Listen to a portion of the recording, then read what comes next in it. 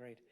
So I'm going to try to be pretty brief because I want to try to give enough time for plenary discussion as much as we can have. Second, I'm not going to use any slides. My colleague at the Divinity School, Martin Marty, is fond of saying that power corrupts and PowerPoint corrupts absolutely. So. But I want to begin by first just thanking Michael and Tracy not only for this day, but particularly for this set of studies that I've been asked to comment on. I think they're really very important contributions to the literature. And 3 points I want to raise about it. The first is that theology matters. It seems simple, but I think it's part of what those studies are telling us. It's not just that one believes, but what one believes that makes a difference in the way that patients and clergy act in the world. Now, it's sort of dicey to take on the question of whether there are good and bad theologies, and how we might want to address that question, and I'll leave that aside. But the first important point is that theology does matter. As an aside, I'd want to know from the two of you really how you came up with those questions, because as Tyler would certainly recognize, and others would too. That's a big spread on those questions, and that's really important and valuable in the literature.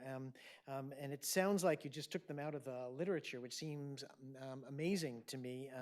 Want to know if you had focus groups, cognitive pretesting, what you did to come up with those, because those were really significant.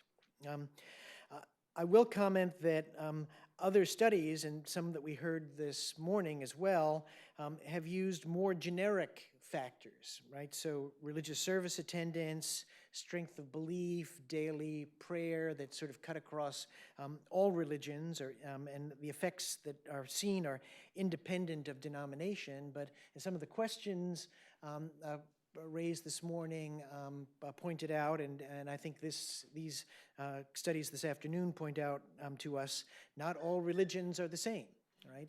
And even within a religion, there can be differences, and so there's certainly more work to be done about that.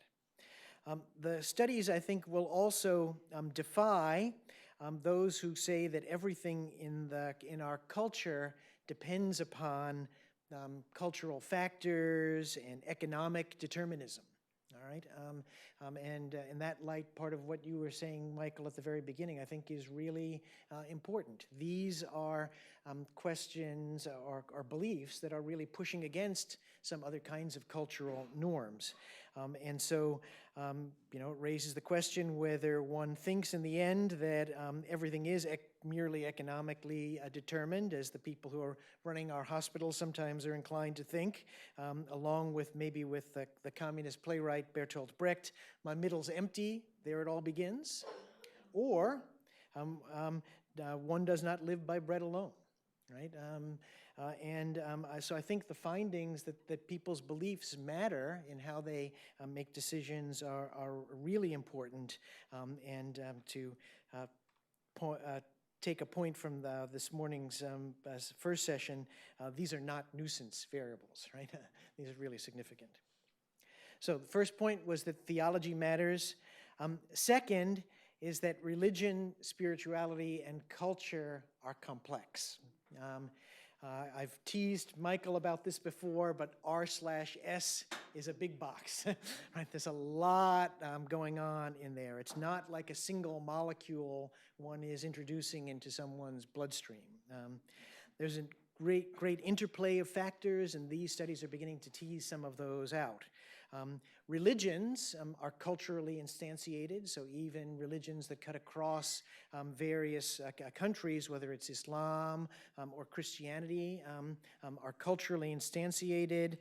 Religious adherence within a particular religion, even within a particular culture, will differ on how much they are influenced by the culture versus the theology of their religion and how they act in the world.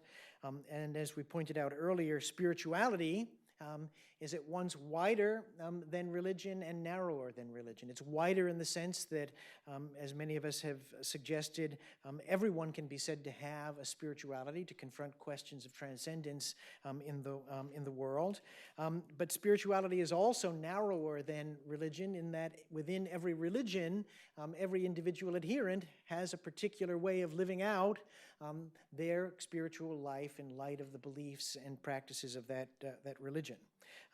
And so part of what this set of studies does is to help to sort of complexify these questions and tease out some of what's inside the R/S box, which is very complex. And then third, I guess the studies raise the questions, and Tracy, you alluded to this a little bit, about what outcomes count, right? Religion typically is more concerned about salvation, peace, reconciliation. The charitable works of religions are often more interested in the work itself and the spiritual value of the work itself than actually in the outcomes. So if any of you are interested in a sort of whimsical take on this, I once in one of my books took Thomas Merton's letter to a young activist and sort of wrote it as letter to a young intern and suggested whether the purpose of medicine is, as the medical student is taught, all about outcomes. And we live in a culture, particularly within medicine, that is inflected with outcomes madness, actually. I think there are other things to the world besides outcomes. So if, and this was already anticipated by Dr. Pargament this morning, if we found that clergy visits, increase, ICU use, do we keep the clergy out, right? I mean, is that the reason that they're there to sort of serve the medical model? If patients receiving palliative care didn't live longer, as we've found from some of Temmel's work here, should we forgo palliative care, right? Or is there something intrinsic about this work that's important in and of itself, independent of outcomes? So I think we need to be cautious about the culture of efficient causation in which we practice, in which we live, really, which is all about stimulus and response, is implicitly utilitarian. Even the ethics, like you heard, I serve on the Presidential Commission for the Study of Bioethical Issues. In some ways, I have to say with some sadness, a lot of what we did was what I'd call engineering ethics, right? The response to every new technology is maximize the benefits, minimize the risks, right? There's more to ethics than that as well. And I would be very cautious, even in this kind of work, about the potential for a Faustian bargain. I think it's useful to tell the bean counters in the hospital that, we should have more clergy, and you can use the fact that having more clergy and chaplains in the hospital can help decrease ICU use and things like that. But again, it raises the question of whether or not you're going to get caught in a bind in which the only thing that counts about spiritual care for patients is are the outcomes measured by the kinds of outcomes that are useful to the medical system. Can you do this, though, without being co-opted, to use it as the sort of camel's nose under the tent to get yourself in there and not be co-opted by the culture that would want to instrumentalize religion? And that's, I think, tricky to do. So those are my comments, brief as I promised they would be, and hopefully lots of time for questions. So thank you.